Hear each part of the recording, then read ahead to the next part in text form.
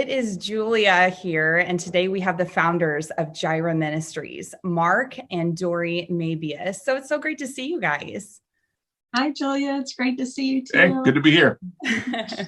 Today, we're going to be talking about the launch of the Epic Empowerment School of Excellence. So it's a nonprofit charity. I'm sure many of you watching this already know. They serve the Franklin County, Warren and St. Charles counties as well, and the surrounding region. And we made it our mission to end the cycle of poverty, which is amazing. It really is. Our Safe Kids Crisis Intervention Program has helped over 200 young people experiencing homelessness and poverty. That's just huge. We've been able to deliver over 250,000 meals and provide over 2,200 hours of assistance for homeless teens, including counseling and mentorship. And we're just so blessed by the overwhelming success of the systems that we've implemented since starting in 2015. So as the regional manager of Care Portal, we've partnered with 12 churches in Franklin County to not only make life better for children in foster care, but to actually assist in family services and just keeping children from even entering the foster care system. So it's so exciting to be able to play a major part in entering into families' lives through Care Portal and delivering hope to them. Definitely. So Mark and Dory, you have successfully implemented the Safe Kids Rescue Program. You've helped provide host families for youth, and you've used Care Portal to assist families associated with foster care. And now a major next step, Epic Empowerment. So what's the catalyst for this school?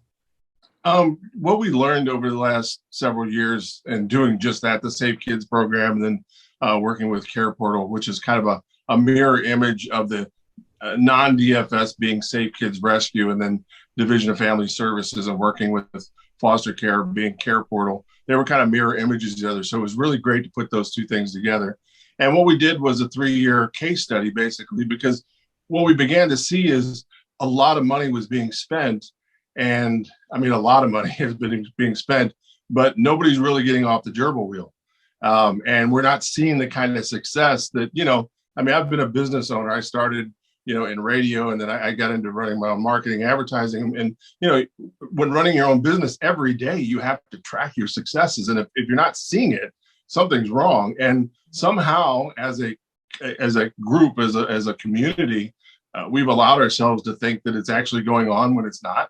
And then somebody else will take care of it, or they're taking care of it, or I think something's out there to take care of it, until you really put it under the microscope. And then you realize, wait a minute, we've got a whole group of people, young people, who are really on their own, who are in generational poverty, which means that not just year after year, but decade after decade, they're experiencing generational poverty, which is a part of a mindset. And it's also partially due to the economic situation. The economic situation can change drastically. So that's why we see people win the lottery and they end up buying a house and some jet skis and 4-wheelers and a new boat and all this stuff. And then you find out 2 years later, they're greater in debt than they've ever been. And some of them actually commit suicide because they're not prepared for how to deal with the financial blessing that they've incurred. I don't know if that's true through the lottery, but it's a windfall, if nothing less. And so we were seeing, yes, we could take them to a certain point, but then they keep sliding back down the hill. Why is that happening? So as problem solvers, Dory and I just want to see it make a difference. And people ask us all the time, how do you make a difference? Because you have to have kind of a dual mindset. One is the starfish on the beach scenario, right? Well, I tossed that one back in the ocean. I've made a difference in that person's life.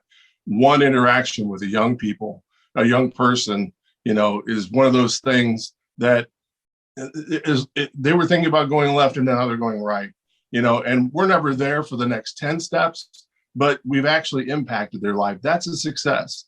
But on a global scale, on a much larger scale, we have to decide what we're going to do about the problems that we're now seeing that we've started, to connect with. Do you have a personal story about one of our kids that you'd like to share that might come to mind? Well, yes. I don't want to use names. Yeah, I don't use names. A young girl who came to stay in the respite care home. And we got her into a host family, and she ended up going to nursing school. The host mom that she was staying with was a nurse, and she encouraged her to do that. And she ended up getting a job and saving money and buying her first car. And someone that we worked with in the program was able to rent her her own apartment, I think for the first time. Yeah. And so just learning, I mean, it was the first time she learned how to support herself and manage payments and bills. And Yeah. so And you have to contrast that with the fact that our kids, growing up, hopefully we've taught them enough where we can help them buy a car, we can help them get a first apartment, we can help them decide about school. Some of these young people have nobody.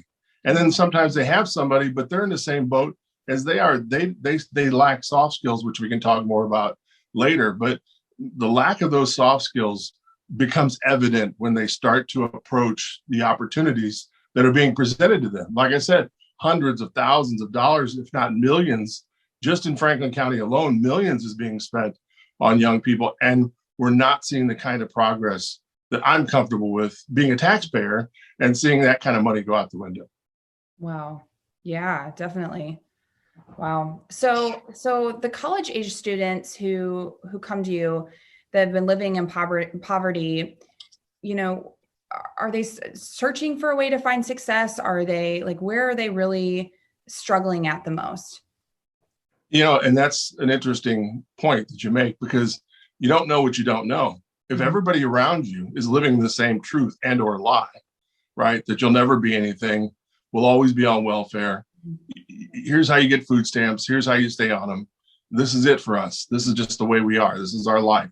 And generationally, that because grandma was the same way, right? I mean, how do you contrast that with the real world, which is out there, which is we live in America, the greatest place in the world to live in.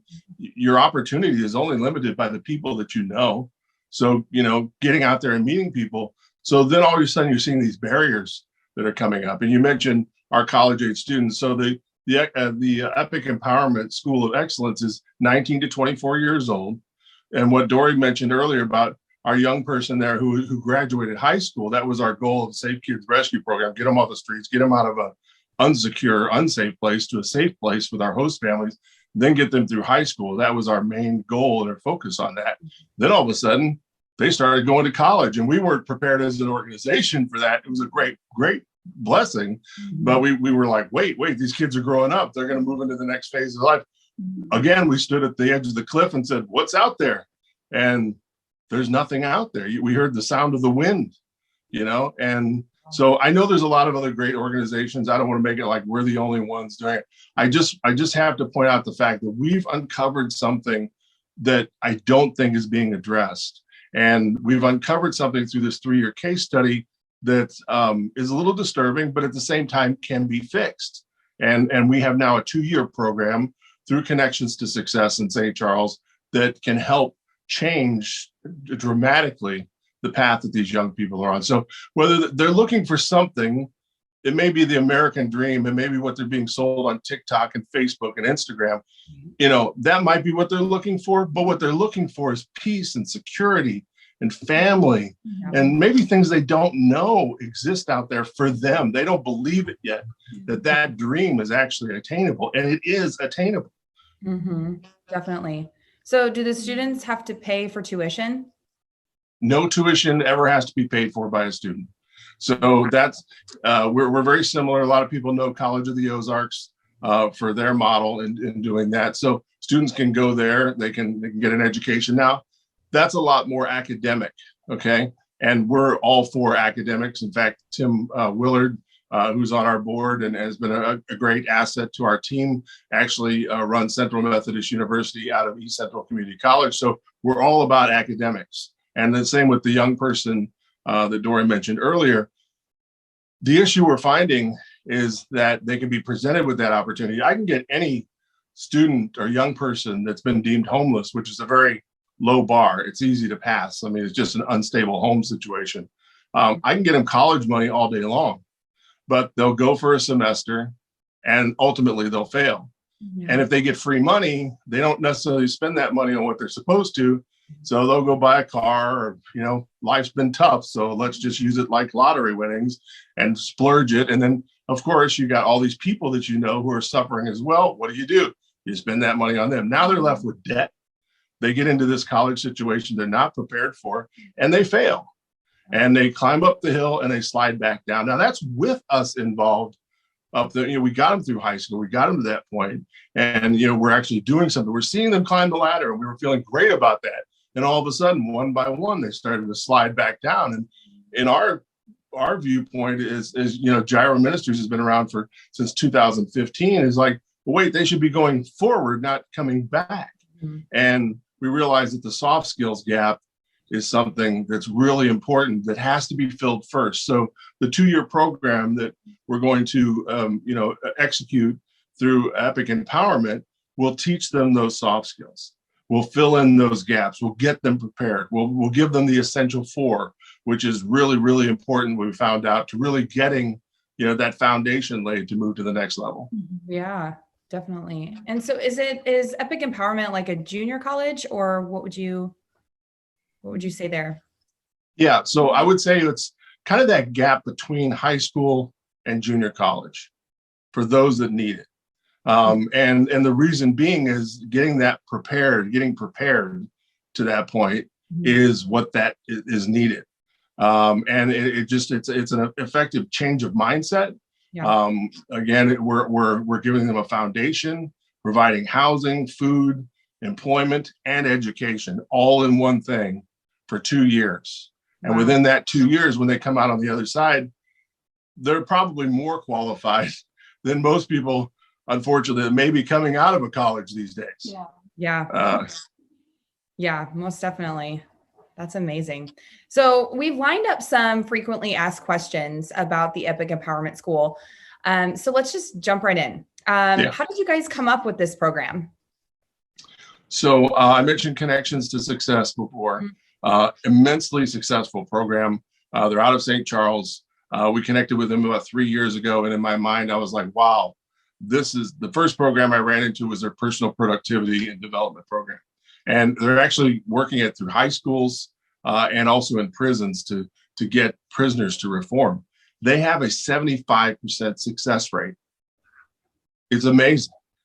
Granted, most young people we know today are probably more in the 30 to 40 range in terms of success. And then when you add in poverty and lack of, a lot of good people around you, you're probably down to about 5 to 10%. So to transfer that over to 75% is huge. And they've got the return on investment on their website. So we're super excited.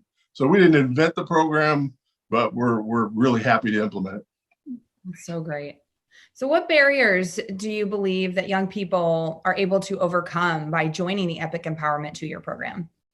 What have you seen in terms of I would say barriers? Low self-esteem, lack of support, probably the 2 biggest ones. Just building confidence in themselves, that because that comes from a support network to help you to believe in yourself. So if you're out there by yourself, it's hard to do that. Yeah, absolutely. And those things come from this generational poverty, the cycle that has to be broken.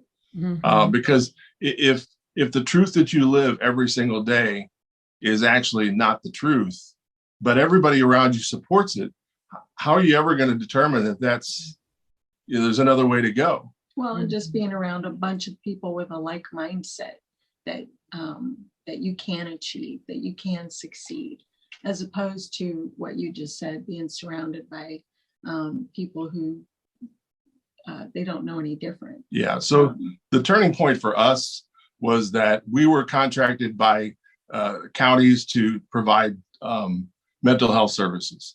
And we had lots of different great programs, equine therapy, which I was super excited about, and mobile counseling and counseling in the schools. And we were going to meet students wherever they were and offer all kinds of counseling. But you know what? Teenagers don't want to talk to anybody, not people like us, about their problems. moms, right? Or anybody, but and if it is somebody, it's a super small group of somebody's. I mean, we had a captain of the cheerleading squad and the captain of the football team in one high school who are both homeless. How do you keep that a secret in your circles in this day and age from getting out, and then you have to dress.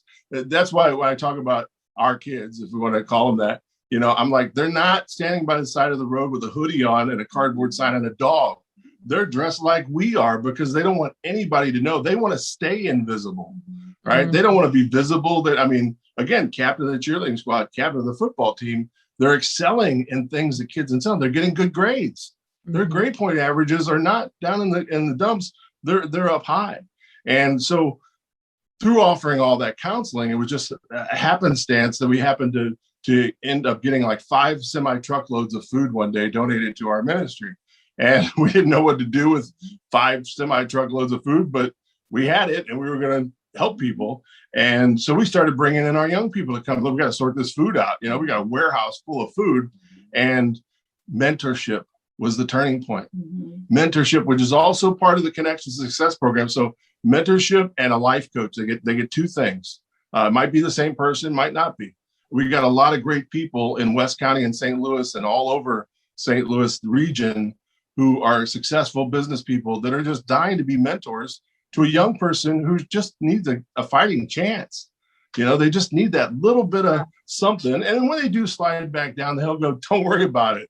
In your world, this is a big thing. In my world, it's nothing. You can overcome this. Let me introduce you to another person that you need to know. Hey, you seem to be pretty, talented at doing this. Let me introduce you to someone that I know. So it was mentorship over counseling. Again, we're not against counseling. We're not against, that whole thing. But where we've seen success was mentorship. And when I say success, I'm talking about a young person that came to our youth center for 2 years and didn't talk, and standing next to him, sorting, candy bars out of a box and cans of tuna out of a box, the kid started to light up. And then he shared his whole life story with me. Because he felt needed. He felt useful. Yeah. And successful. It seems like a small thing, but they were running around and using the pallet jack, which is a difficult piece of machinery. It'll fight you. Let's just put it that way. And it can embarrass you if you don't know what you're doing. But they would rush to get this pallet jack because they all knew how to run it, and then I'll share a story with you. I'll try to get through it without crying. You already started. But through that experience, one of our young people, after working all day, we'd unloaded these trucks for 5 hours, 6 hours. It was all day in the hot sun, 104. And, we're driving him back, and he said, hey, can I come back tomorrow? And I'm thinking, why would you want to come back tomorrow? I'm exhausted. You guys were working. This enough torture? Yeah, right. And he wasn't expecting any money, although we paid him, but he wasn't expecting it. And I said, why in the world would you want to come back? I'm not against it, but, I just need to know. And he's like, everybody treated each other with respect. And he says, I know a couple of those guys, and they're millionaires. They were helping us out with the machinery, and we did have a couple of really great local businessmen jump in and help us. And so he knew him from reputation and through living in the community. And he says, those people talk to me exactly like I was one of them. Oh, now you can make me cry. Well, don't start. And then he said, and they showed me how to do this job, and now I feel good about it. So I want to come back. This is a person who had a meth addiction, right? Has fathered several children, gets in continual trouble, where I always tell people, look, our kids are not troubled youth. They may have some trauma, but they're just good kids in a bad situation. And I said, why is that so important to you? And he says, well, I work with my dad, and usually by the end of the day, we do landscaping. He's drunk, and we could be at a job site or wherever, and he wants to start throwing his fists at me. So that's the difference between what he experienced there in mentorship and people who just saw him as a young person and was impressed by his work ethic, mind you. The other kid had cerebral palsy, and his hand didn't work. He had one good hand and one hand that he was challenged by, and he was throwing these big chains around pallets of food and dragging them off there. It was impressive. Wow. So those kids deserve a chance. I don't know about everybody, I don't know about the whole world and kids who come, but I can tell you this, they're invisible. We're not seeing them. And they drift off then into places that cause other issues. And then we point at the issues and say, well, see, it's just the way they are. And I'm telling you, we've got a responsibility here. It's not just the way they are. These are young people. They're moldable. You can encourage them into the right direction, and they want it. They're drawn to it. Yeah. Wow. So, I mean, there's got to be a lot of people who want to get involved with what you guys are doing and care about the youth and the children in our cities. So how do they go about doing that? How do they get involved with what you guys are doing? So right now we've had a tremendous blessing through a new place. We needed a hub.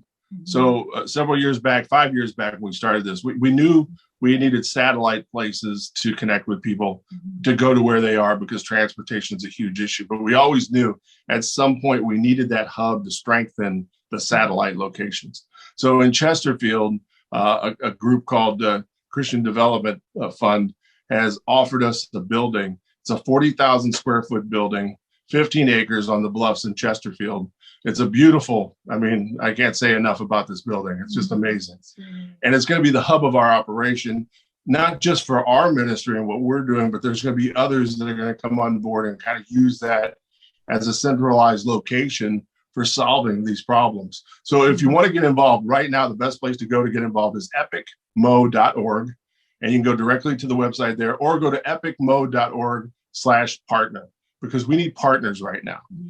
Everything isn't about finances, but we were offered an amazing opportunity here. We need to raise about $300,000 in capital. It can be over the next, several years, but so you can get in at any point. It can be $50 a month. Don't think that is at $25 a month. That makes a huge difference. We did do we did a campaign to raise money a couple of weeks ago, and we were able to get promises of pledges up to $100,000.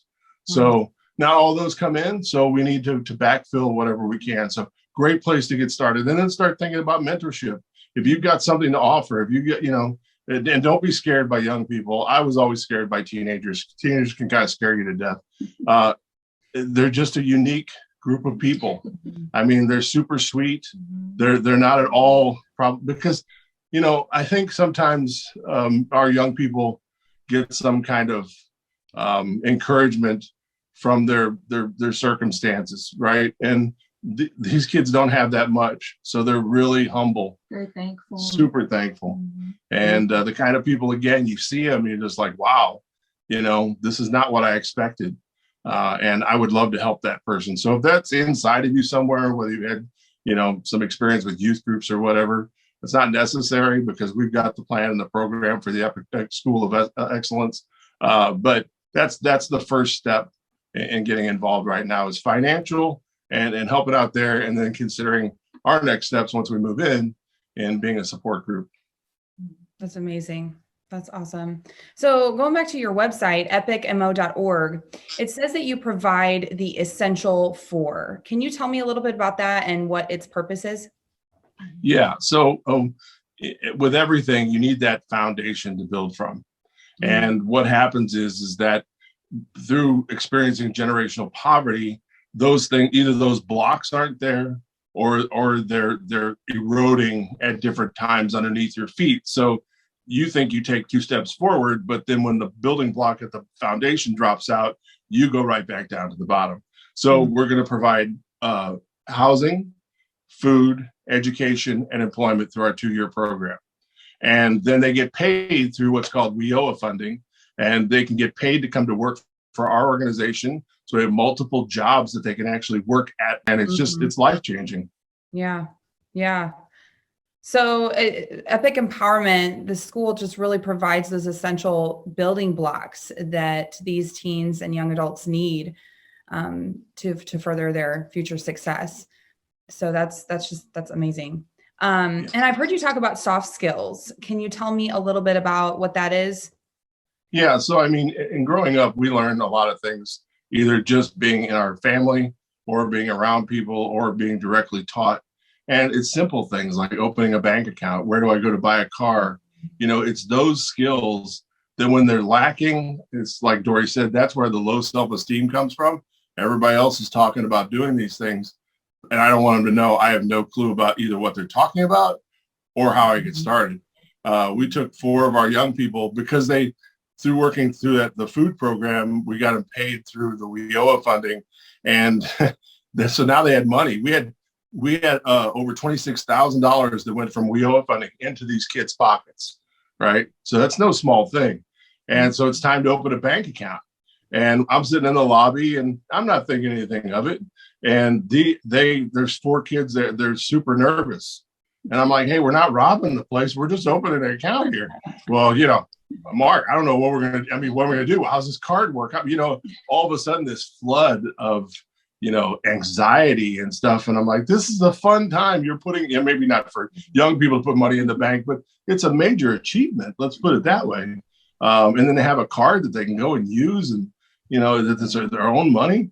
It's a big deal, but they just couldn't process all that. They need to be prepared for it. Just the simplest task, because what they do is they shy away, and then they slowly fade into the darkness. And again, these are invisible people. They become invisible to our community because they're not causing any trouble. They're pretty good kids. The bad ones, unfortunately, get the spotlight shown on them. They're just kind of there, and then they disappear, and you don't think anything of it. You don't think, boy, that kid needs help. And that's where we're finding those soft skills have to be. So through the 2-year program and the personal productivity program, that's where we're teaching that we're building that up. At the same time, we're applying the Essential 4. And so what happens if the issues that Epic Empowerment addresses continues to exist? Well, I think COVID has made our situation in terms of a community and society a million times worse. And this is a difficult subject for me because I like to talk success. I believe that, you just have to change whatever you discipline yourself into, you can make yourself successful. You just have to apply the rules to your life and continue them on a regular basis. But with this, all of a sudden, these young people are not disconnected. We ran into a really difficult time through our Safe Kids Rescue program because they weren't going to school and libraries were shut down. Those were our 2 major sources of connecting with young people. I literally had to go to Facebook and start reaching out and say, hey, how you doing? Is everything okay? And that's sporadic at best because some of them don't have internet connections. A lot of them utilized our youth center down in St. Clair for a long time because they needed the internet access. The library, same thing, and now they're closed. So that made it worse. And then just societally, social media is not our friend. As much as we utilize it and it's a tool, it's like dynamite. And right now it's exploding in places that it's doing huge amounts of devastation, mentally, physically. We're seeing suicide rates go through the roof. We're seeing anxiety and the socialization issues are dramatically changing. A lot of these young people, you'll see them wearing masks, and it's not about COVID. It's about hiding behind a mask. And it's a comfort thing for them, versus getting out there in the world and learning how to shake a hand and look somebody in the eye and have confidence about who you are. You don't have to know everything in the world, and then you have to convince yourself on some level that this person I'm getting introduced to is on my side, So it's just those little things, that seem to be missing that are causing a huge problem. And if this doesn't occur, which, I know we're going to continue to do it. I know Connections is continuing to do it. But we've already got a bad problem on our hands. These will be the most affected people.